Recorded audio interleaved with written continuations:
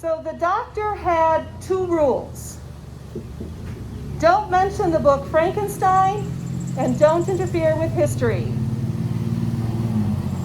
These rules were introduced at the beginning of an episode of the popular BBC science fiction series, which by now I'm sure you all know I have a great fondness for, called Doctor Who, and the episode was called The Haunting of Via Diodati.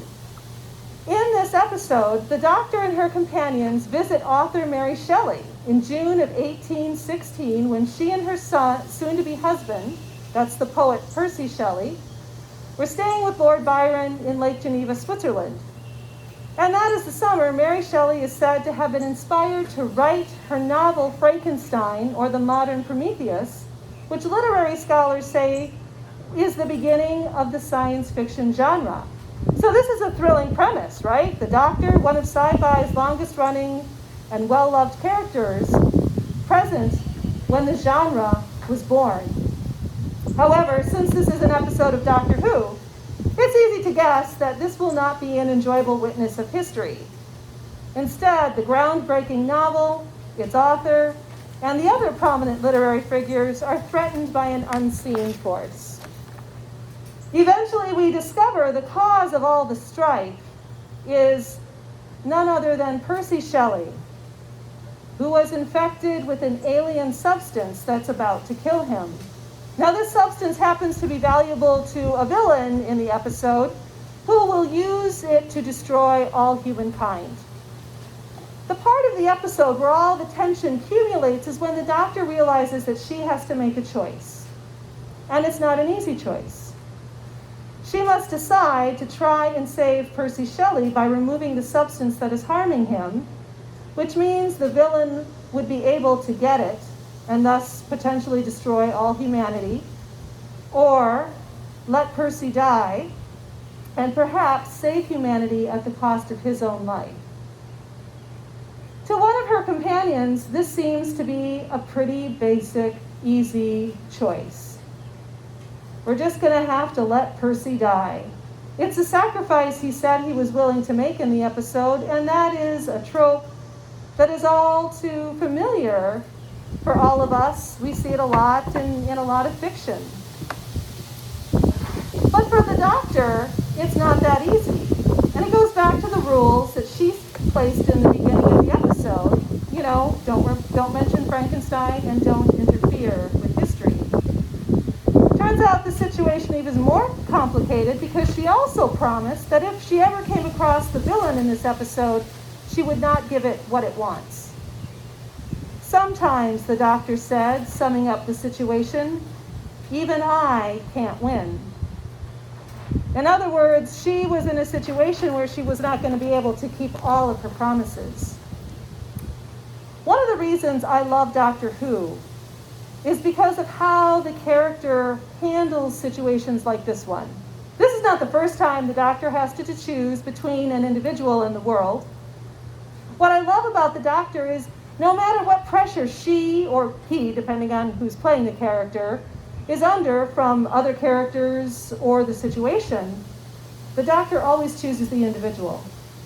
It's a strong choice because it shows the Doctor values the individual and the contributions that they will make, even if those contributions aren't evident in that moment.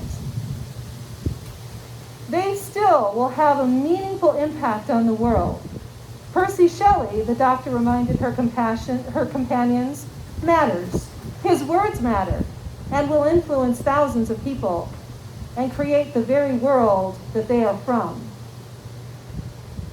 To me, this is an example of living into the belief that every life is valuable and has meaning. Much like we proclaim in our baptismal vows when we promise to respect the dignity of every human being. Now, we know from life experience that this is easier said than done, which is why I find it reassuring to watch the Doctor live into that promise, even when it means breaking other promises. I was reminded of this characteristic of the Doctor after reflecting on today's gospel reading, where we witness a significantly different choice that reflects a significantly different value. Today's gospel is the story of Herod, King of the Jews, so called because he oversaw the region of Galilee. However, this title is honorary at best, given to him not by religious leaders or the religious system, but by the Roman government, who had the real ruling power at the time. This Herod was the son of Herod the Great, the ruler who built the beautiful temple in Jerusalem that was said to be unbelievably incredible before it was destroyed. The temple is not the only accomplishment of Herod the Great. Historians usually describe him as a political genius and a generous ruler.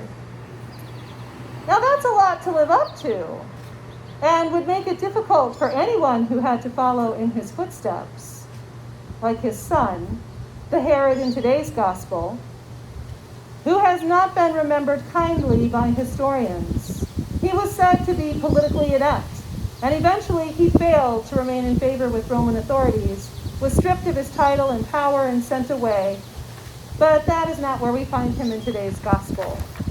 In our gospel today, Herod was still king and was throwing a big, lavish party for his birthday. But notice, this is not a party for family and friends.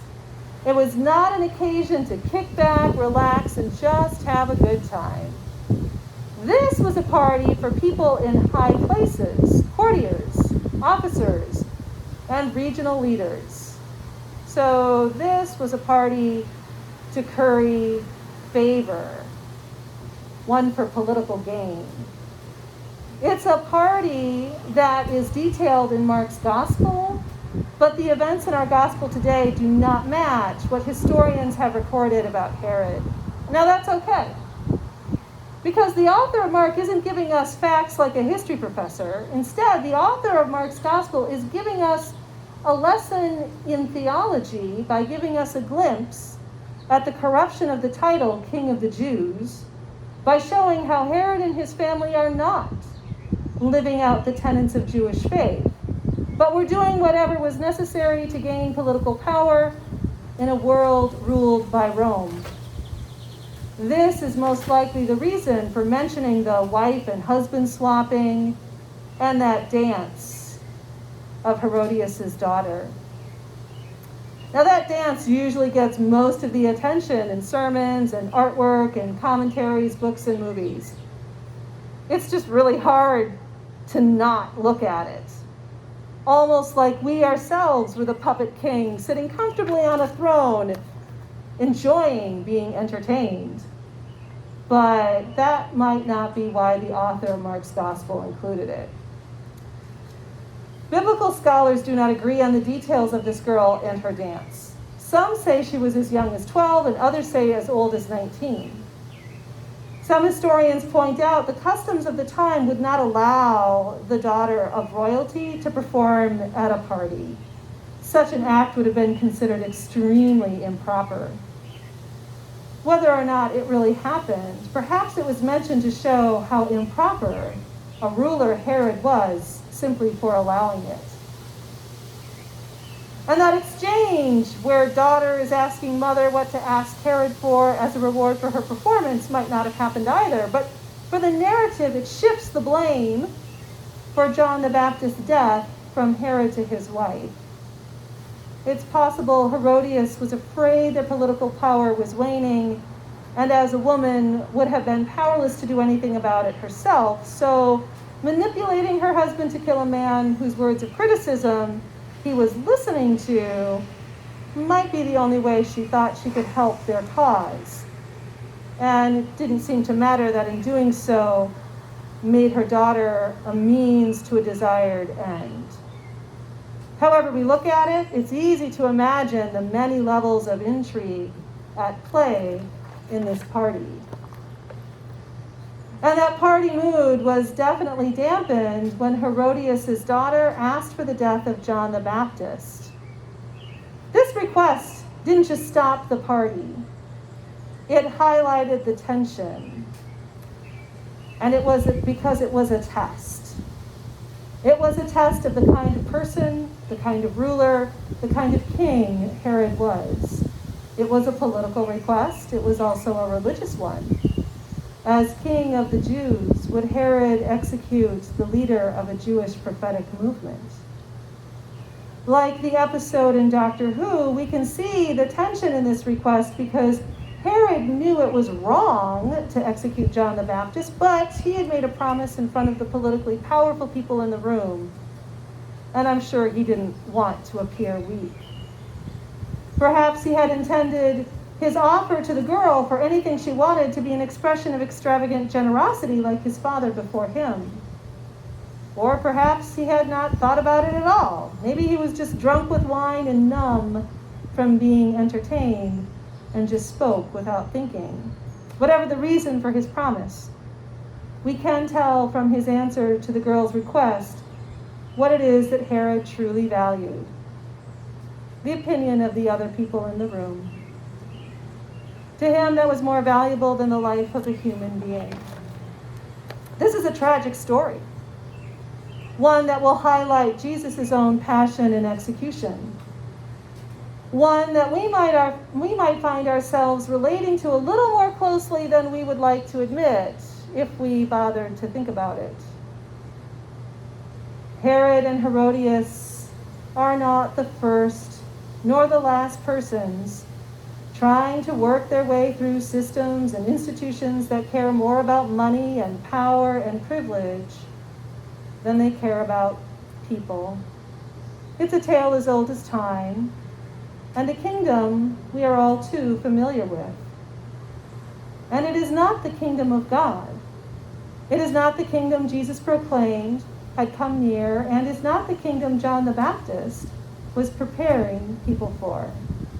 It is not the kingdom of heaven Jesus described in his parables, and Herod is not the good shepherd who would leave the 99 sheep to search out and find the one lost sheep and bring it tenderly home again. Which brings us back to the beginning of today's gospel reading, where we read about how word of Jesus had been spreading. People had heard about Jesus and his teachings and his healings, and they just couldn't help talking about him and wondering about him. And they wondered who he was, who he really was.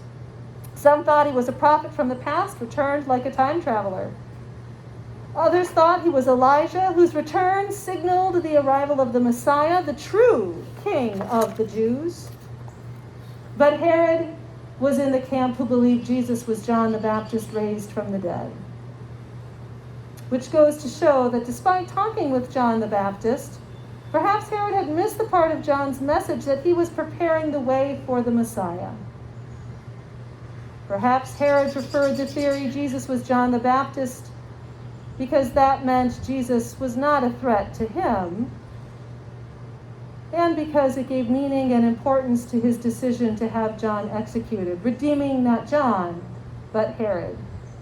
Which shows how easy it is to make Jesus into what people want Jesus to be, instead of letting Jesus be who he is. Now, if you're looking for the good news of Jesus in today's gospel, I'll grant you it is not easy to find. Herod and his political strivings and insecurities takes up most of the words. Sometimes it's like that.